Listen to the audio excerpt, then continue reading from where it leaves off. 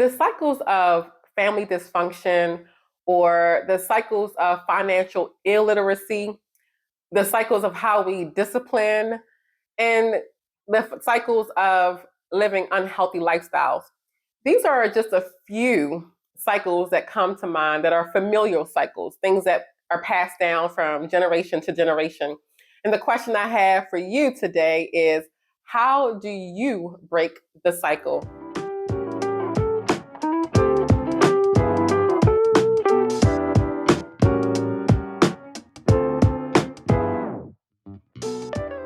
Hey y'all, hey, it's your girl Jay, and I'm back again for another episode of Let's Get Well. Today's topic is a rather important topic, a serious topic. We're talking about breaking generational cycles.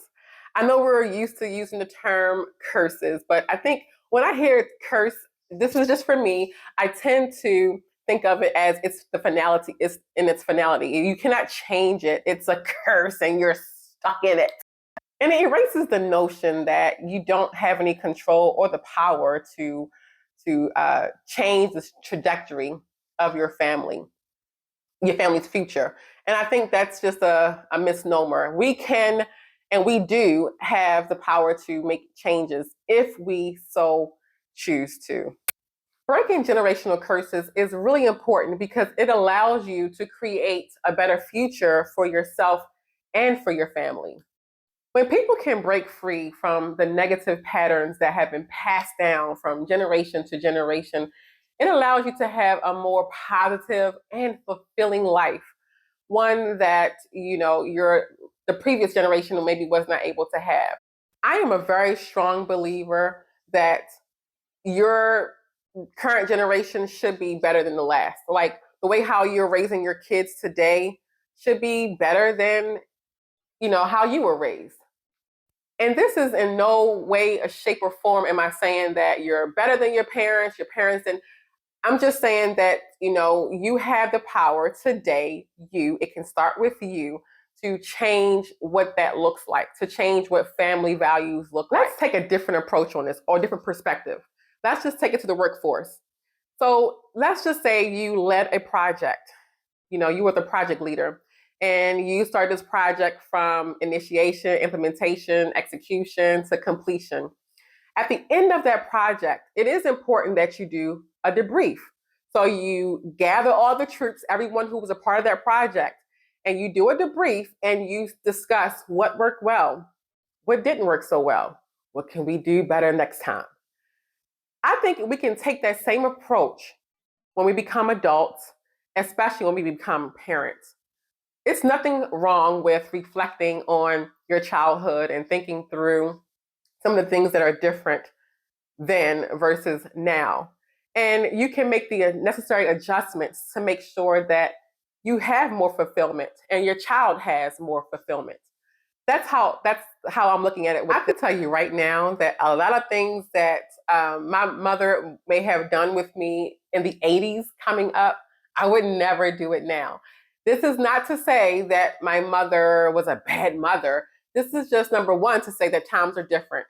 Me walking to middle school, I had to walk to the subway station, which is about a half a mile, take the subway by myself, and then, or other kids is with me as well. And then from the subway station, walk from that station to another half a mile or so, if not a mile, to the school.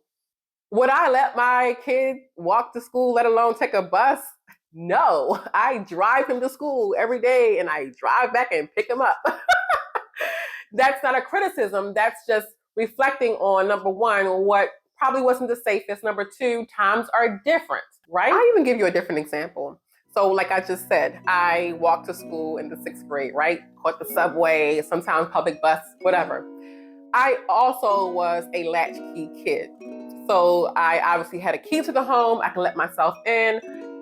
My mom was at work, so she had to make sure that food was in the home that I could conveniently prepare. So you're talking about oodles and noodles. You're talking about steakums. I used to kill for some steakums, boy. I used to hook it up. Those big beef sausages. my point is, all of that stuff was unhealthy, right? Could we do better back then? No, not really. It was quick, it was easy, it was cheap, and we kind of fall into those cycles, especially from our background, where we're eating that kind of food out of comfortability, out of affordability, you name it, right? So that's just another example. Once you are aware of these patterns, you can start to make the necessary changes in your own life, and then that should trickle down to your child's life. This is not to say that you're going to be able to solve world hunger. I'm not saying you'll be able to solve every single solitary thing that you've identified, but that's why it's, generationally, it could take cycle. It takes each generation to break the cycle. But whatever you're able to, you have access to change, you're able to go ahead and do that. You should do that.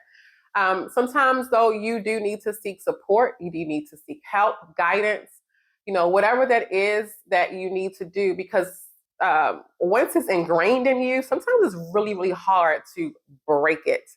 And so being able to tap into other resources, people, family, friends, to kind of help you break that, or therapists, do it. So I just gave you some examples of some of the things that I've identified within my own self.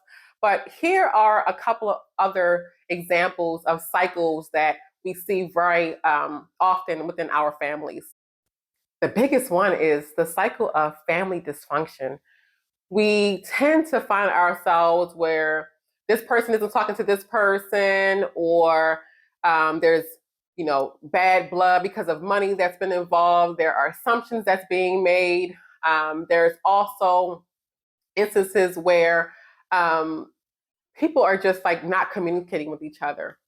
And open communication is probably the single most important thing when it comes to any disagreements or misunderstandings. This for me is something that I definitely work on quite often. If there isn't a disagreement, or if there's something that I've identified that I just don't want to be a part of, I do find myself slipping away so that I don't have to deal with it.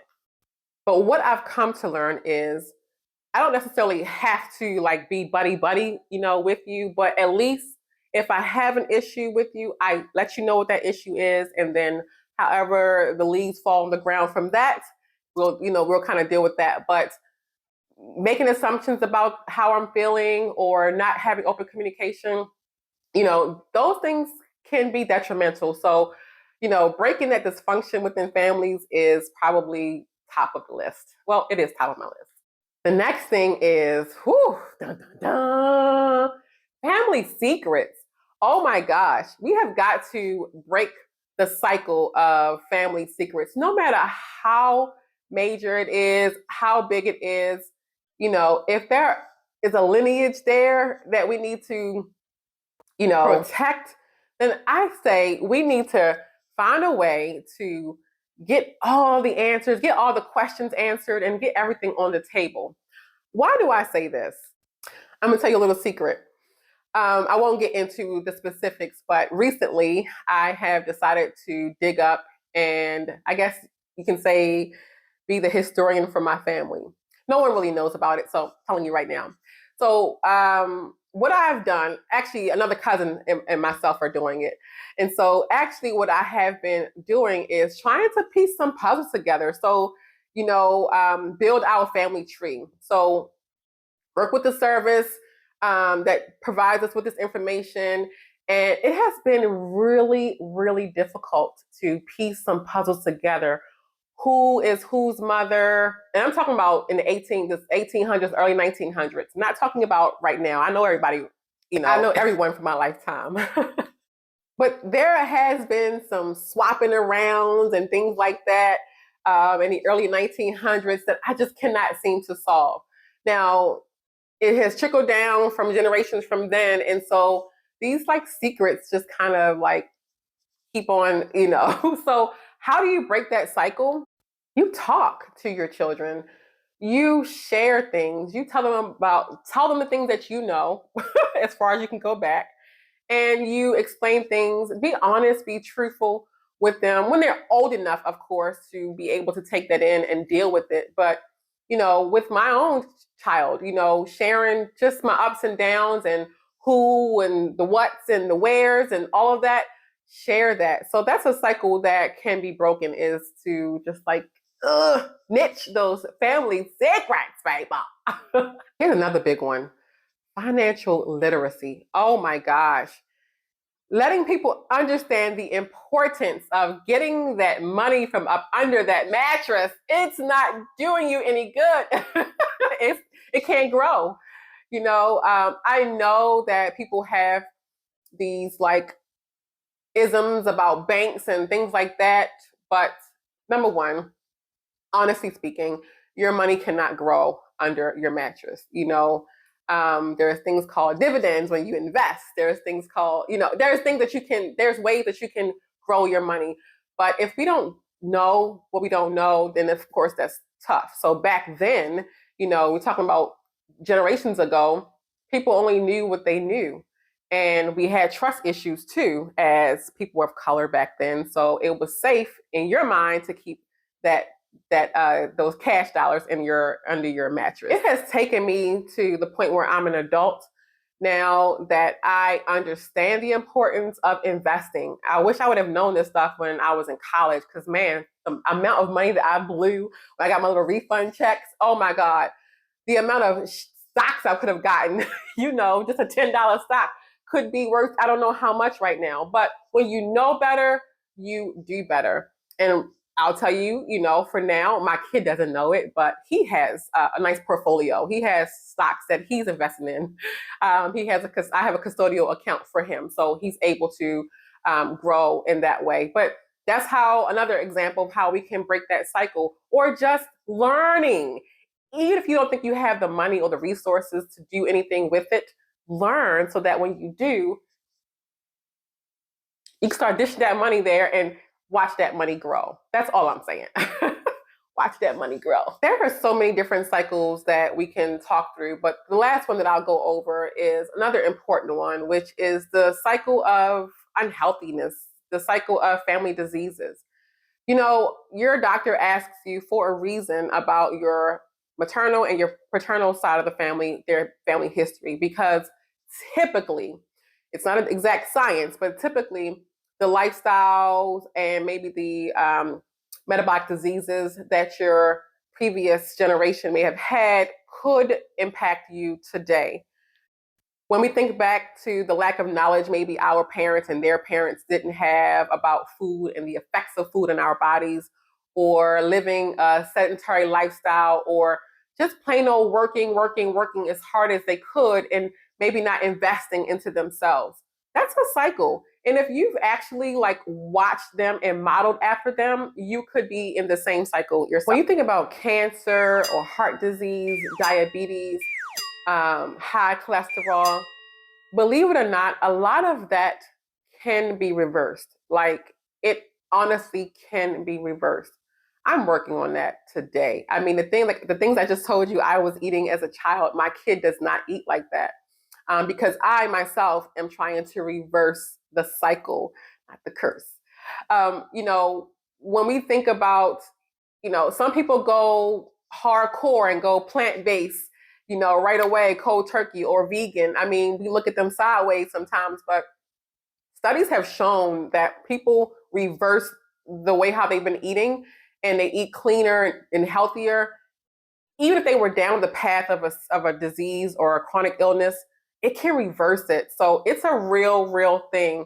When you know better, you do better, because who wants to have a disease? So let's get to the meat of this. What can we do to help to reverse the cycle or break the cycle? Number one is to acknowledge that it exists, that the thing exists. Understanding the patterns and then learning about it and educating yourself.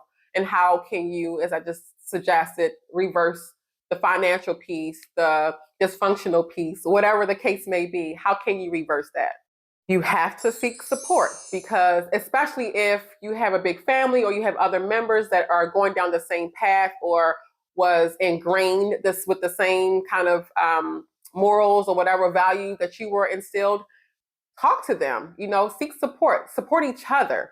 That's going to be another key as well, because then You're now broadening the scope to allow other people within your family to recognize, educate, and support. Another way to break the cycle is to commit to the change. Nothing is going to happen overnight. This is going to be a journey because, again, if something is like ingrained in you, it's like you have to take your time and chip away at it. So make the commitment to reverse the cycle, to break this, I should say, just break the cycle.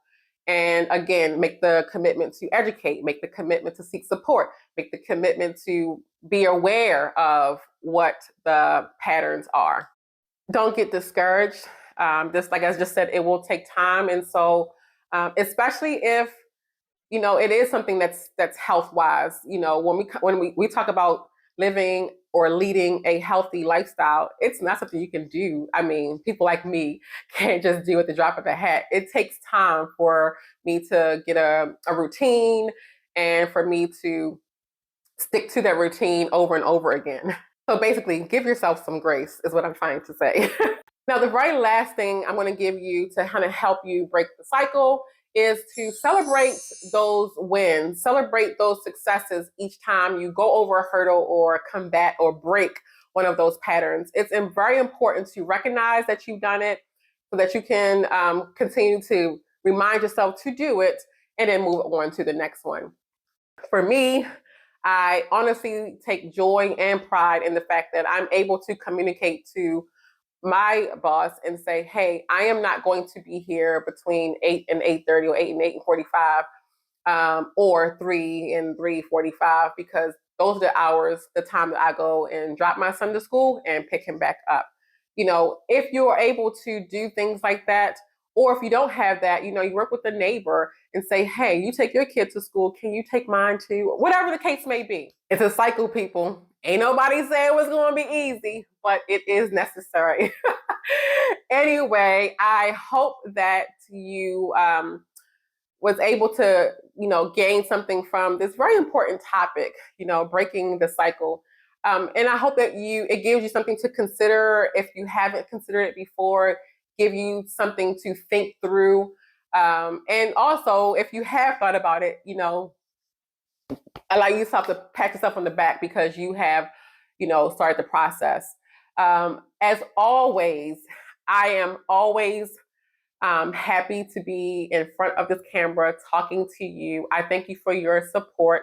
I thank you for indulging me for these 20, I hope it's less than 20 minutes. I'm hoping minutes or so because I really do enjoy this. And until next time, y'all, peace out.